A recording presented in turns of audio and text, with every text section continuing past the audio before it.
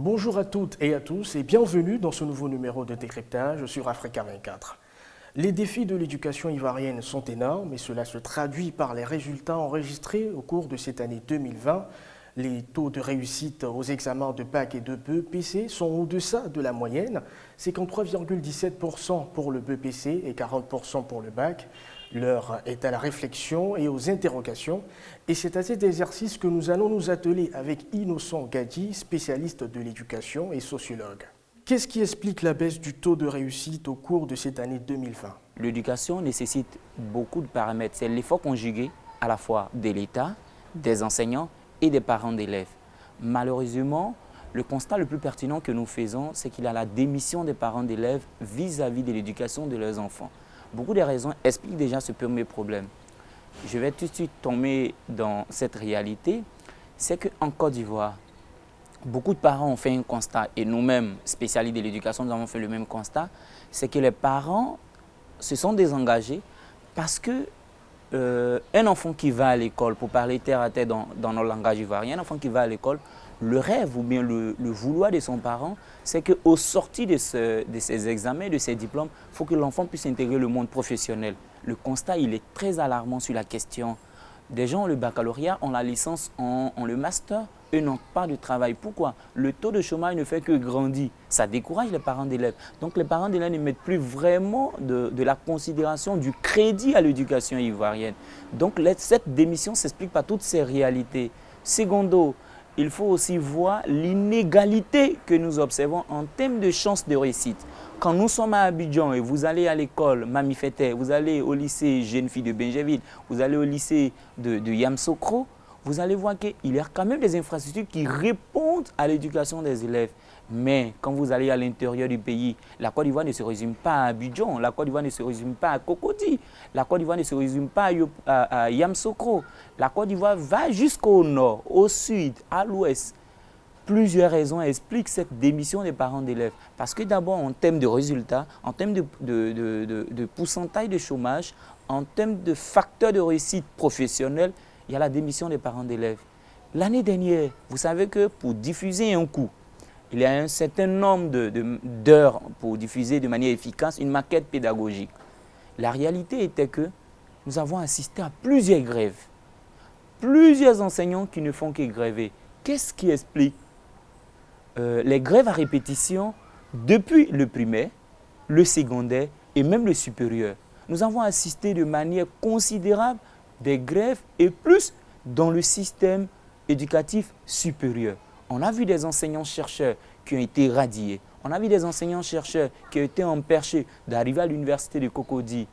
Mais pourquoi est-ce que plus les années passent, le nombre de grèves ne fait que grimper? C'est clair que le système éducatif ivoirien sera frappé. Quelle est la part des enseignants dans ces résultats enregistrés au cours de l'année? Aujourd'hui, nous assistons à la démotivation des enseignants. Comment se fait-il que ces personnes qui ont accepté d'intégrer ce corps de métier sont démotivées? Je vous explique. Cela s'explique par le salaire, le rendement qu'ils avaient souhaité. Cela les motive vers les écoles privées. Aujourd'hui, le constat que nous faisons, c'est que les résultats qui découlent des écoles privées sont plus salués concrètement à ceux des écoles publiques. Pourquoi? Parce qu'à l'école privée, l'enseignant sait pertinemment qu'en fonction de son rendement, qu'il sera rémunéré. Mais dans les écoles publiques, il n'a pas la rémunération souhaitée. Il y a des recrutements qui se font pour augmenter le nombre d'enseignants en milieu éducatif ivoirien. Mais malheureusement, après recrutement, il y a d'autres enseignants qui, après 1 an, 2 ans, 3 ans de travail, ne perçoivent pas le salaire. Mais ils sont démotivés. Donc cette démotivation des enseignants s'explique par le résultat que nous avons. Quelle est la réponse de l'État face aux difficultés que rencontre l'éducation ivoirienne?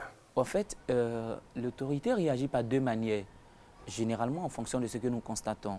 Premièrement, il y a le bras de fer qui se manifeste, à savoir si les enseignants continuent la grève, ils seront sanctionnés, soit en étant radiés, en constatant une diminution de leur salaire, ou encore il y a des interactions dans l'intérêt de trouver des solutions adéquates vis-à-vis de ces problèmes.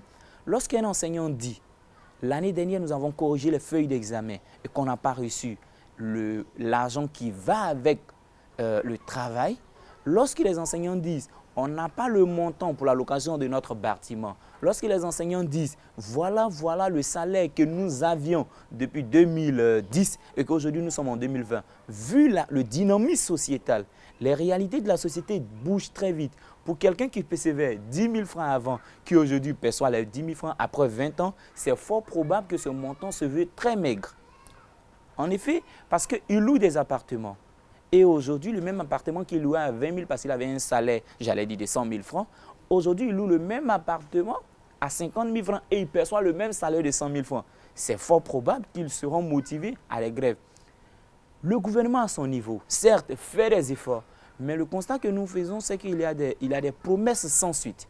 Il a des promesses en disant aux enseignants, en 2020, vous allez avoir tel montant, une augmentation. Vous allez percevoir tel montant pour vos bails, pour vos appartements. Et qu'après 2 ans, au moment venu, les promesses faites n'ont pas été réalisées. Ça pousse aux grèves. Donc les enseignants sont démotivés. L'État a-t-il tout de même mené des actions qui ont permis de faire évoluer l'éducation ivoirienne?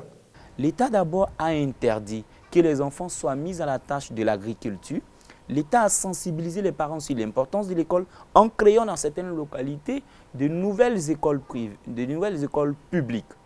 Donc, cette motivation de l'État, cet engagement de l'État de créer de nouvelles infrastructures scolaires, de nouvelles écoles dans les zones reculées, a quelque part motivé les parents. L'État, honnêtement, fait beaucoup d'efforts dans ce sens pour redonner à l'éducation de la Côte d'Ivoire son image souhaitée, mais les résultats qui en découlent jusqu'à aujourd'hui en termes de taux de réussite est encore très faible.